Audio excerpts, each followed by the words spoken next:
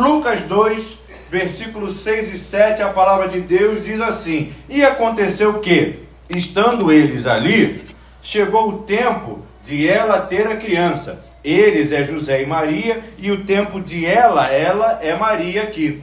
Então Maria deu à luz o seu filho primogênito, enfaixou o menino e o deitou numa manjedoura, porque não havia lugar para eles na hospedaria. Amém? Feche seus olhos, curve sua cabeça. Pai querido, nós te louvamos, Senhor, te agradecemos pela tua graça, pela tua misericórdia, e queremos colocar diante de ti as nossas vidas e cada vida aqui estabelecida nessa noite. Nos visita, Pai, sê conosco nesse momento que aqui estamos, Pai, e Deus, em nome de Jesus, visita a nossa parentela também, Pai, visita aqueles que estão distantes, Pai, assim como queremos colocar diante de ti a vida da família Rodrigues, Alexandre, Miranda, Pimentel, Serli, família Teles, pessoas que precisam de salvação, libertação e cura. Então Deus, visita cada uma dessas pessoas, Pai, visita cada pessoa que nós colocamos diante de ti como oração nessa noite, e Pai querido, nós repreendemos desde já todo o ladrão da palavra e declaramos que só o Senhor é rei nesse lugar, e tudo isso nós fazemos em nome de Jesus, e você que crê, diga amém, amém e amém.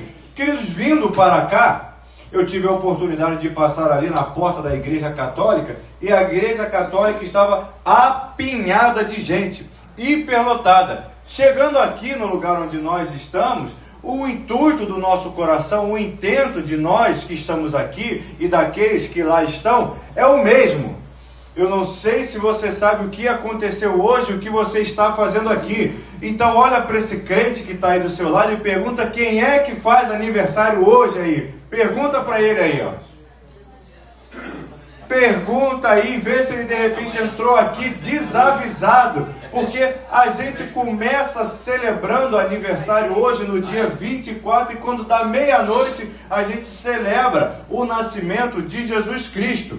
Obviamente que existe há tempos e tempos, se você, por exemplo, adentrar no YouTube agora, você vai ver que teólogos, pessoas entendidas da Bíblia, estudiosas, se assentam, se debruçam em mesas e ficam ali discutindo qual foi a data correta que Jesus Cristo nasceu. De fato, sabemos nós que essa data que foi convencionada como dia 24, 25 de dezembro, esses dias que nós aqui estamos, foi algo que foi colocado ali pela Igreja Católica no momento que convencionou-se por conta de uma festa pagã que existia, do Deus Sol. Eles resolveram por esse momento, crendo que Jesus Cristo é o Sol da Justiça, sabe-se lá porque eles resolveram que é dia 25, o nascimento de Jesus Cristo. Naturalmente que as pessoas que se debruçam sobre a palavra chegam ali a um convencimento de que Jesus Cristo nasceu mais ou menos entre abril e junho, por esses dias.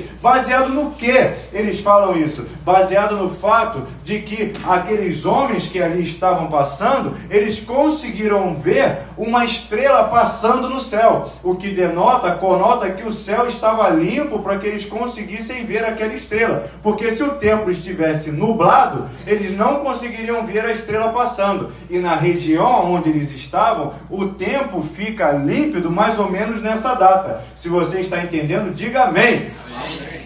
O estábulo onde Jesus Cristo ficou, ali dentro da manjedoura, só poderia ser habitado se não estivesse passando num período de frio. E o período que não faz frio era dentro dessa data que eu falei para você, especificamente anteriormente, aqui nesse púlpito. Você prestou atenção no que eu falei? Então Jesus Cristo nasceu entre quais meses?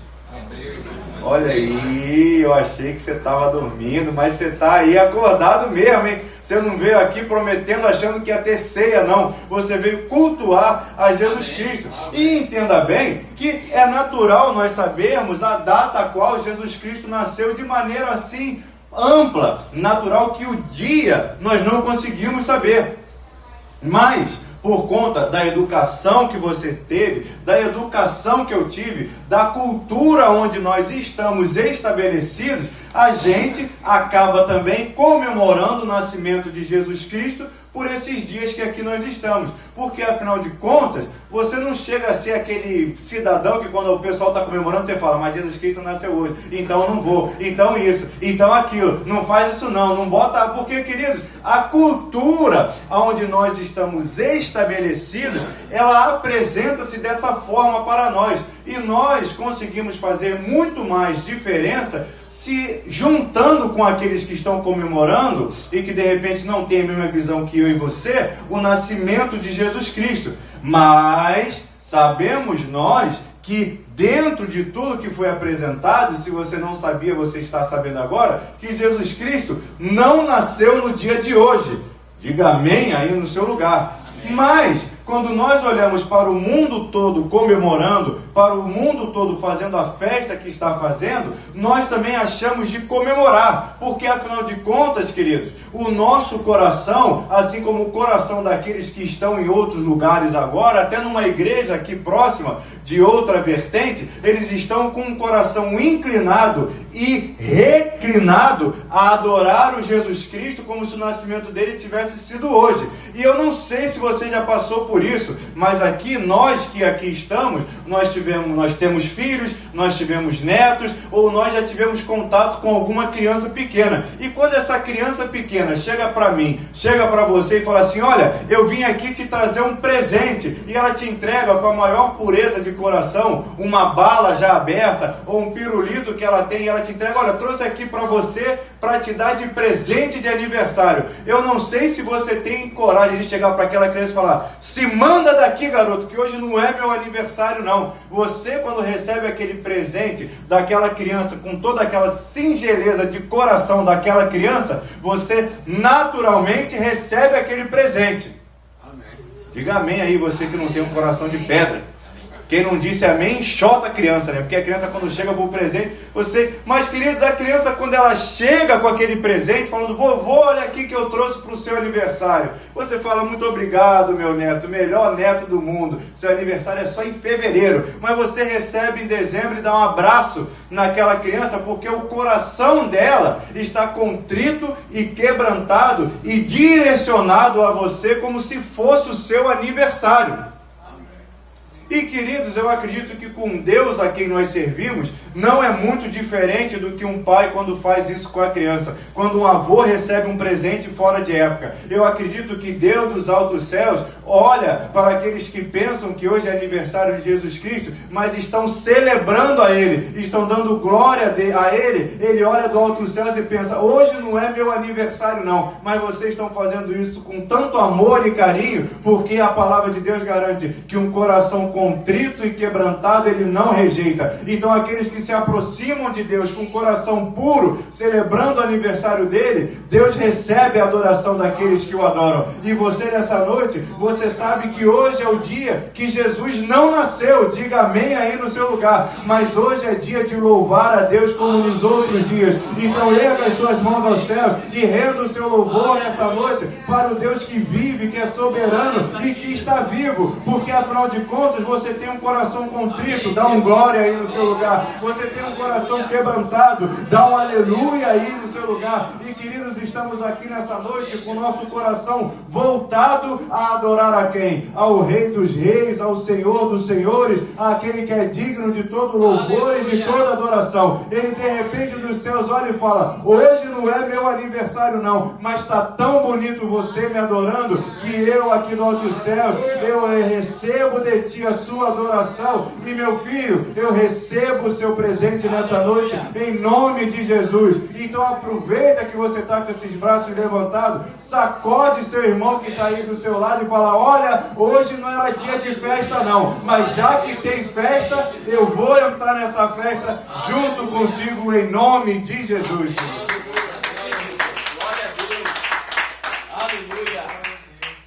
Hoje não é o dia que ele nasceu. Imagina, meu aniversário é 11 de abril. Mas se eu chego em casa agora e tem uma festa lá, então vamos festejar. Não é hoje não, mas vamos embora. Vamos festejar como se fosse, porque eu não vou estragar a festa dos outros, né? Pensaram em mim com todo amor e carinho, já que fizeram esse pagode aí, agora vamos embora então. Porque não é hoje não, mas, né? Trouxeram um presente, Tem comida, estou me jogando para o alto, vamos embora então. Eu finjo que é hoje também. Porque afinal de contas, o carinho para com o Cristo está sendo dispensado aí pelo mundo afora, queridos. E diz na palavra de Deus que o importante é que o Evangelho seja pregado em tempo, em fora de tempo, e sabe-se lá como. Alguém, graças a Deus, se lembrou de Jesus Cristo hoje. Amém. Alguém por aí. Hoje não é aniversário, mas tudo bem. Vamos nessa aí, vamos embarcar nessa onda, porque, queridos, o importante é que o Evangelho seja pregado. E eu confesso a você que me deu uma ponta de alegria quando eu passei ali na igreja católica e a igreja estava cheia. Porque eu falei, olha só, entraram lá para celebrar Jesus Cristo, graças a Deus, lembraram que hoje é aniversário de Cristo e foram para lá fazer uma festa para aquele homem, mesmo que não fosse, mas a igreja estava assim, lembraram que existia um mestre. E esse nascimento de Jesus Cristo que nós lemos aqui, nesse capítulo onde nós estamos, ele é um cumprimento de dezenas de promessas, de dezenas de profecias. Eu não sei se você sabe, mas em Isaías 9, capítulo 6, por exemplo, fala do nascimento de Jesus Cristo. Fala do dia que o nosso Salvador nasceu. Ou melhor, Isaías falava naquele momento do nascimento que ia acontecer lá na frente, porque o Filho nos nasceu, o Filho se nos deu, o nome dele será maravilhoso, Conselheiro, Pai da eternidade, Príncipe da paz, sobre os homens e assim por diante. Isaías falou tudo aquilo que iria acontecer lá na frente, tudo aquilo que ia acontecer dias depois. O problema, queridos, é que esses dias depois não era na semana seguinte, não. Quando Isaías falou, ele não falou de uma coisa que iria acontecer dali a um dia, dali a uma semana, dali a um mês. Dizem aqueles, como diz pastor Roberto, que sabem mais do que a gente, que Isaías falou que Jesus Cristo ia nascer, dá um glória aí no seu lugar. Aleluia. Mas demorou mais de 500 anos para Jesus Cristo nascer depois daquilo. Diga misericórdia. Tem uma irmã aqui da igreja que ela costuma dizer que quando alguém diz assim, olha, Deus manda te dizer que daqui a pouco tempo uma bênção vai chegar na sua vida, que aquilo demora horrores, mas quando vem a palavra, olha, vem vento forte aí, na semana seguinte começa a ventar.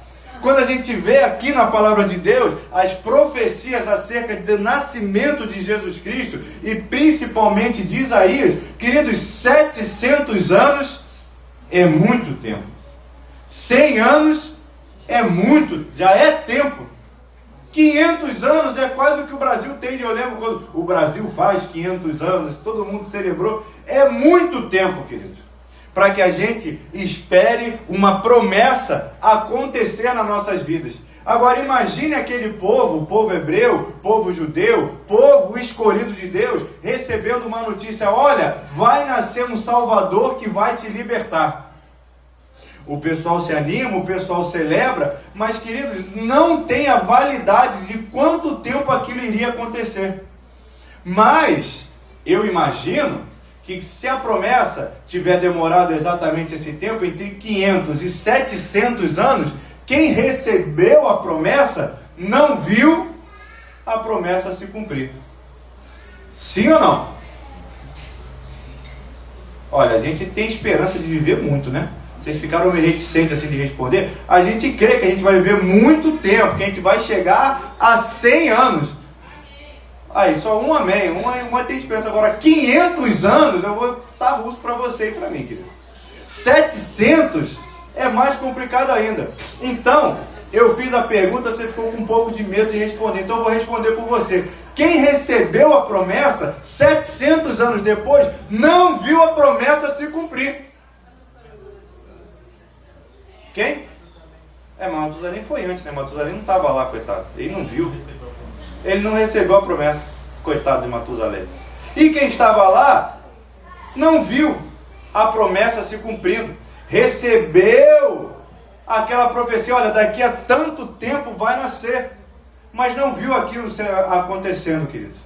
Mas eu garanto para você que quando Jesus Cristo chegou naquela terra, chegou nessa terra onde nós estamos, o povo que ali estava começou a se lembrar da promessa que havia sido feita e começou a ver com seus olhos a promessa se cumprindo naquele lugar. Queridos, entenda bem que o Espírito Santo de Deus me trouxe aqui nessa noite para que você possa trazer à sua memória aquilo que te dá esperança ou aquilo que pode te trazer esperança. Quais são as promessas que Deus fez na sua vida que ainda não se cumpriram? Deus nessa noite te convida a trazer à sua memória as promessas que Deus já fez, aquilo que Ele falou que iria fazer, aquilo que de repente está transcorrendo na sua vida e que você está esperando ainda. A boa notícia que eu tenho para te dar nessa noite é que as promessas ainda estão de pé. Dá um glória aí no seu lugar. E a segunda boa notícia que eu tenho para te trazer é que não vai demorar 700 anos para ela acontecer, não. Você há de ver nessa terra e de viver nessa terra todo o bem do Senhor que Ele te prometeu. E aquilo que Ele te prometeu, Ele vai cumprir na sua vida, independente de quanto tempo demore.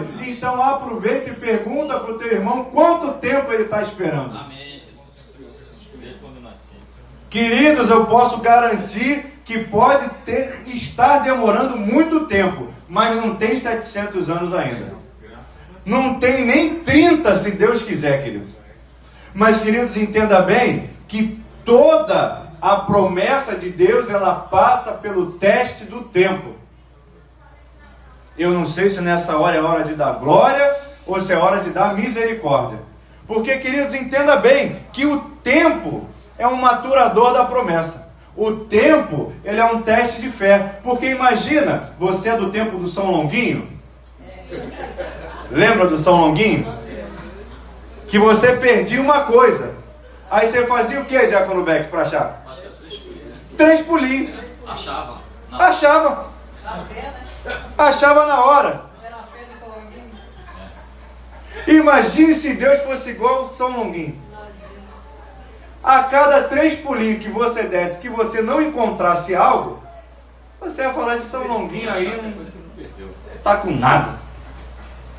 Porque, queridos, entenda bem que o Deus a quem nós servimos, a palavra para ser usada com maestria não é bem teste, mas nós precisamos dessa maturação da situação nas nossas vidas, para que aquilo que é uma bênção para nós, se chegar na nossa mão fora do tempo, acaba se tornando maldição. Você agora vai ceiar na sua casa lá, junto com seus familiares, e vai ter muita comida lá. Amém, é isso. Ele falou até animado. Mas chegando lá, tem bolo, tem aquele negócio, é rabanado ou rabado? Eu confundo. Aquele que coisa no pão lá. Eu não sei, tem um que é de boi e tem um que é de pão. Eu não sei, na cozinha eu sou uma tragédia. Você me desculpa, mas não nasci com esse dom. O bolo, se você tirar o bolo fora do tempo e botar na mesa, o que acontece? Sola. Tem irmão ali que é Masterchef. Ele sola, querido, não tem jeito, porque tirou o bolo fora do tempo. A mesma coisa acontece na minha vida e na sua vida, e não era diferente com Maria, que aqui estava. E olha que Maria, ela estava dando à luz, não era qualquer coisa não. Maria estava dando à luz ao Cristo, aquele que ia resgatar esse mundo para mim, para você, e nos resgatar do pecado onde nós estávamos. Mas a palavra de Deus diz que quando ela chegou ali, chegou o tempo dela ter o filho. Se Maria, que é Maria, e estava ali com dentro do ventre dela, aquele que era poderoso, soberano, que ia restaurar a nossa sorte, se para o Salvador nascer precisava do tempo certo, a minha promessa, a sua promessa, ela precisa do tempo certo também. Amém. Aí de repente você olha, mas está demorando. Quem acha que está demorando, diga misericórdia, Senhor, está demorando. Isaías falou que Jesus ia nascer e demorou 700 anos. A tua promessa não está demorando tanto assim.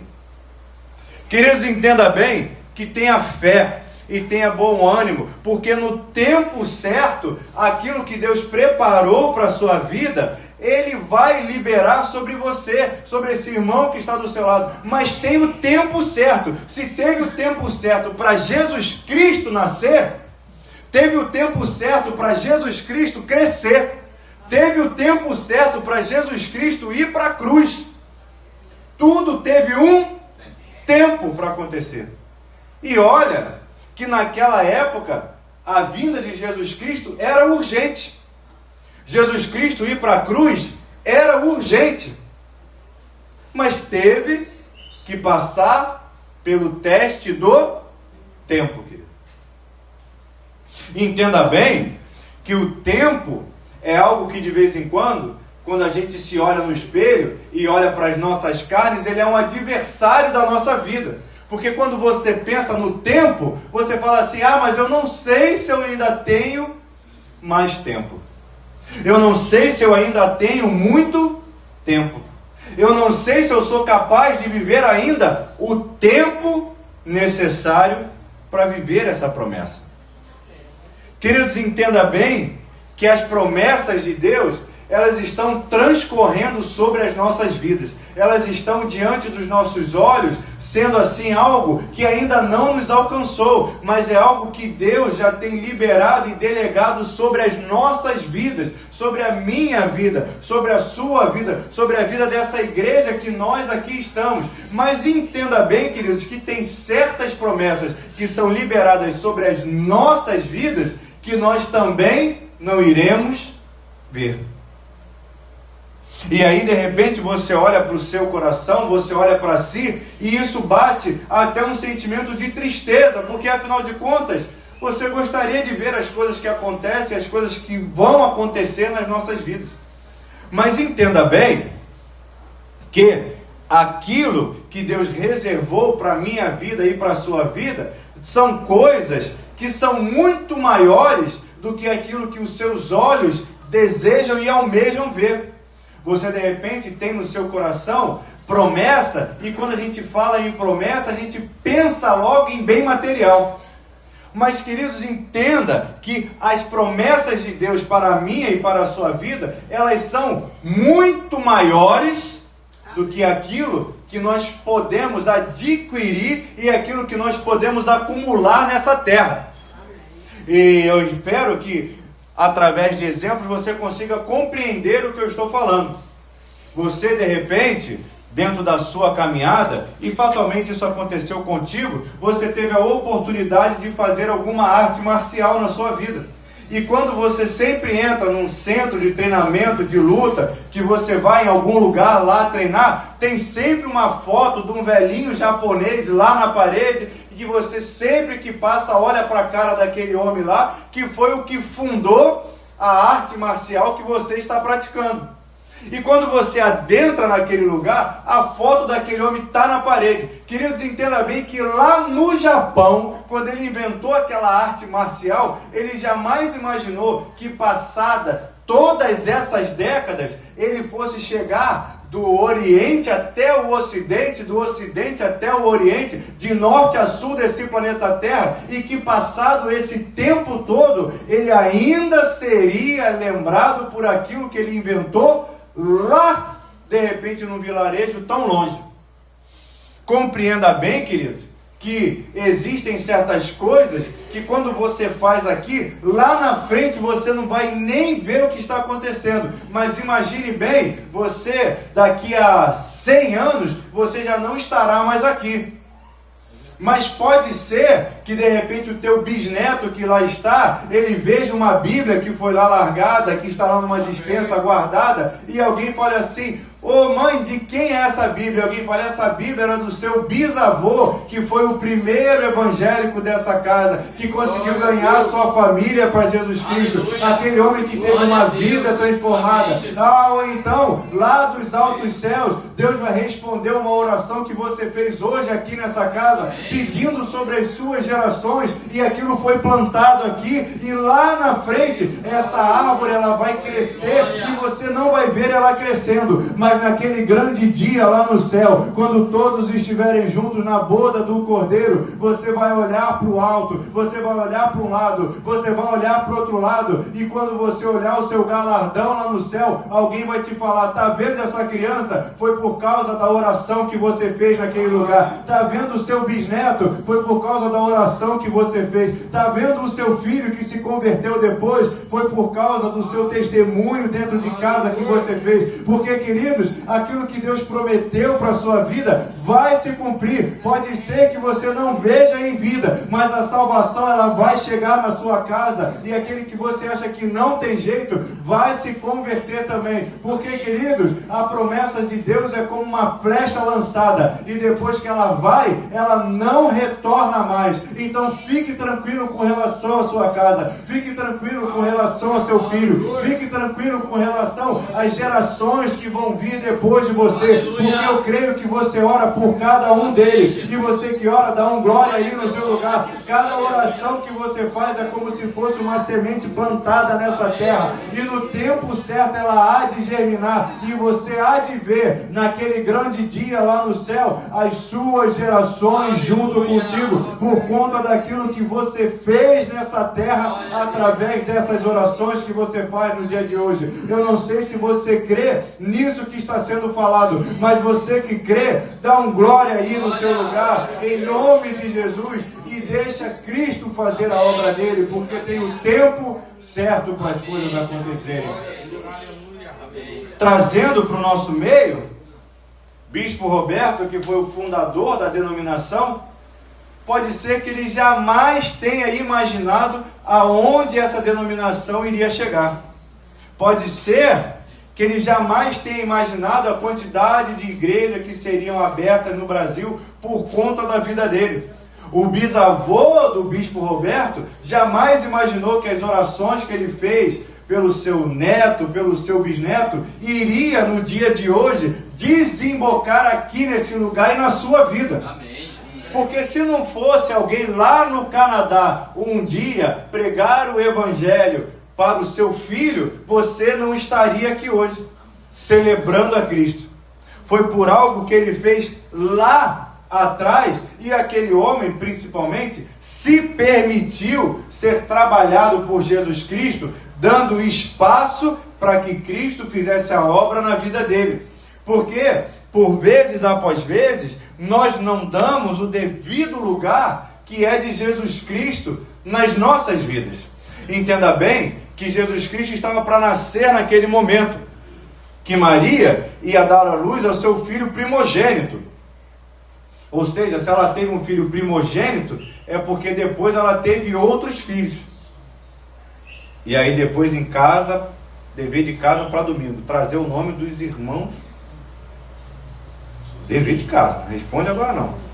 E quando Maria e José chegou naquele lugar, o intuito deles era que o garoto pudesse nascer dentro de um lugar que fosse aprazível, dentro de uma hospedaria, lugar normal da onde as pessoas ficam.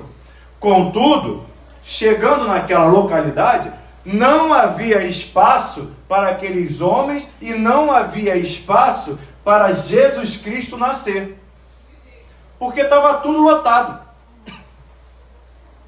estava tudo cheio. Olha, posso entrar aí com meu filho para ele nascer aí? Está cheio.